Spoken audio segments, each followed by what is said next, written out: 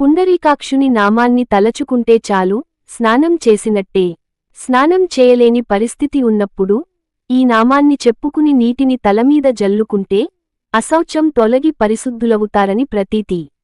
బాహ్యమైనదే కాక ఆంతరంగ శుచి కూడా జరుగుతుందని వేదవచనం. పూజా కార్యక్రమాల్లో కూడా ఈ నామాన్ని చెప్పాకే పూజావిధిని ప్రారంభిస్తారు. ఈ మాట చెప్పారు అంతే చాలు. రోజూ నీళ్లు ఖర్చు చేసే పని తప్పించారు. ఎంచక్కా రోజూ స్నానం చేయకుండా స్వామి నామాన్ని తలుచుకుంటాను అనుకుంటే పొరపాటు. ఇక్కడ అత్యావశ్యక పరిస్థితుల్లో మాత్రమే అనే మాటని గుర్తుంచుకోవాలి. అంతకంటే ముఖ్యంగా ఆ నామాన్ని వేదం ఎందుకు అలా చెప్పిందనే విషయాన్ని అర్థం చేసుకోనాలి. శ్లో అపవిత్రః పవిత్రోవా సర్వావస్థాం గతోపివా యస్మరేత్ పుండరీకాక్షం సబాహ్యాభ్యంతరస్సుచి.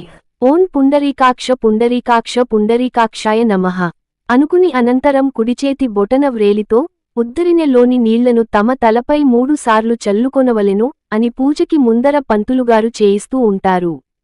అలా ఆ పుండరీకుని నామం తలచుకుంటే చాలు అపవిత్రత తొలగిపోయి బాహ్యము అంతరంగము కూడా శుద్ధైపోతాయి అని భావన. పుండరీకాక్షుడు అనేది విష్ణుభగవానుడికి పేరు. పుండరీక ప్లస్ అక్షుడు అంటే పద్మము వంటి విశాలమైన కన్నులు కలవాడని అర్థము. అంటే పరమాత్మ విష్ణుభగవానుడు పద్మముల వంటి విశాలమైన కన్నులతో అత్యంత సుందరముగా ఈ నామము చెప్పినప్పుడు మనకి దర్శనమిస్తున్నారు. ఇది బాహ్య రూప దర్శనము. ఇదే కాకుండా వికసించిన కన్ను కలిగినవాడు అని మరో అర్థం. విరాట్పురుషవర్ణనలో చక్షు సూర్య అజాగత అని చెబుతారు. పరమాత్ముని వికసించిన నేత్రము సూర్యుడు అంటే ఆదిత్యుడు నేత్రముగా గలిగిన పరమాత్మ అని మరో అర్థం. ఆదిత్యుడు అంటే పరమ చైతన్యము కదా. ఇక్కడ సూర్యనారాయణుడు అనే నామాన్ని బట్టి ఆయనే నారాయణుడు అని కూడా తెలుసుకుంటున్నాం. ఇక్కడ పరమ ప్రకాశంతో ఉన్న చైత్యముగా పరమాత్మ దర్శనము పుండరీకాక్షుడు అనే నామంలో కలుగుతుంది. హృత్పుండరీకం విరజం విశుద్ధం విచింత్య మధ్యే యసదం విశోకం నిర్మలం శుద్ధం శోకరహితం అయిన వికసించిన హృదయ పద్మంలో పరమాత్మని ధ్యానించాలి అని కైవల్యోపనిషత్తు చెబుతోంది. ఇక్కడ పుండరీకము అంటే హృదయము అనే అర్థం వస్తోంది కదా. ఇదే విధంగా మంత్రశాస్త్రము కూడా పుండరీకము అంటే హృదయము అనే అర్థాన్ని ఇచ్చే విధంగా శబ్దాన్ని ఉపయోగించింది. అక్షము అంటే కన్ను అనే కాకుండా వికసించడము వ్యాపించడము అనే అర్థం కూడా ఉన్నది.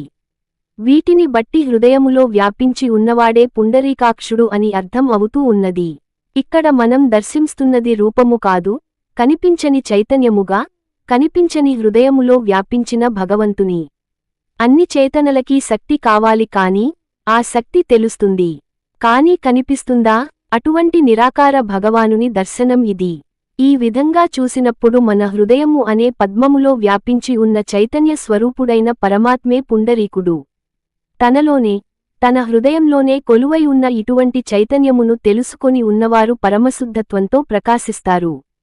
ఈ భావనతో పుండరీకుని నామాన్ని స్మరించినప్పుడు ఎంతటి అపవిత్రమైనా పవిత్రంగా మారుతుంది. బాహ్యము అంతరంగము కూడా శుద్ధమవుతాయన్నమాట. శుభం. ఈ వీడియో మీకు నచ్చినట్లయితే లైక్ చేసి షేర్ చేసి కామెంట్ చేయగలరు. జై శ్రీరామ్.